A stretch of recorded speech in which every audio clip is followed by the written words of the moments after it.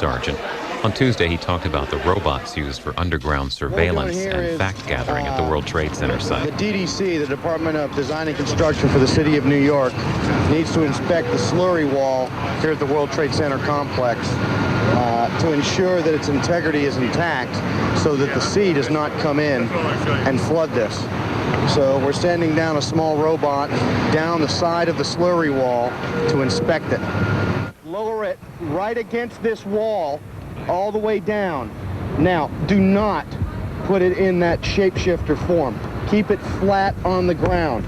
Stay close to the wall and drive it straight down. Now, is there a lot of rubble and stuff on it? I'm at the edge of the hole.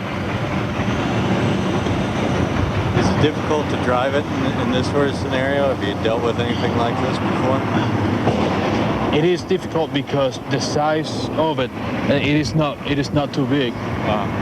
And most of the rubble we have is bigger than the actual device. So it's a little bit complicated to control it. This one is called an Anuncton. It's extremely small. It's the smallest one we've got. It has the capability to rotate its camera 180 out from each other, or each side.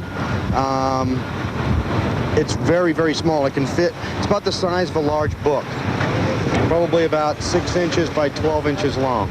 You can put any kind of CO sensor on there, any of the sensors that NIOSH has, you can put them on there, and then when it comes back out, they can read what it found.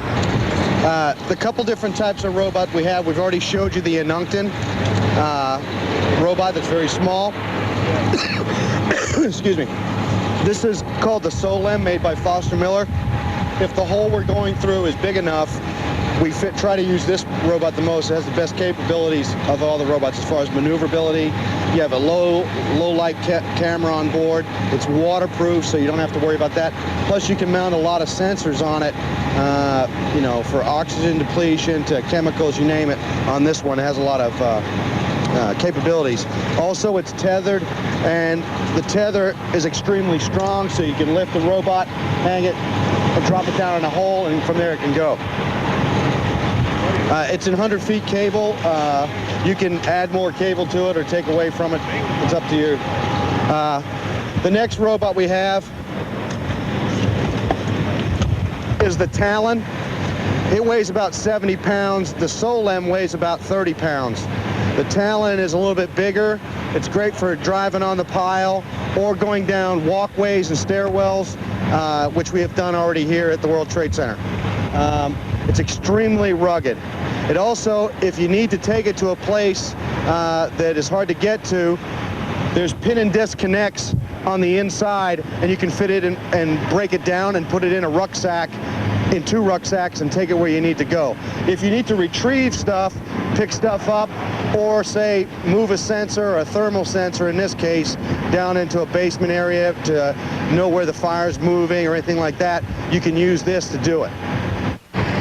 All these vehicles have a record capability. You can record everything. This vehicle has 4 cameras. That's why we kind of like it here. So you get a lot of different angles. If you go in down a tunnel, or then you can turn the other camera, the backup camera on, and just back out and drive that camera out. You have 2 cameras on the arm and 1 on the gripper. And as you can see, you can record. And both of these robots, the Solem and the Talon, are waterproof. The Anuncton is not. You can also mount microphones on there, especially on the Solem and the Anuncton, if you're looking for somebody, hey, you can call out and you can also hear. These vehicles are beaten heavily here. About 5 or 6 of the other robots are now broken, and that's of 2 to 3 weeks of continuous use. Well, the wall generally is in good condition. We wouldn't be able to do this. We wouldn't have any idea the condition of this wall if it wasn't for the robots. And this whole corner, basically from the Vista Marriott, the entire Liberty Street section, we've been unable to access with human teams.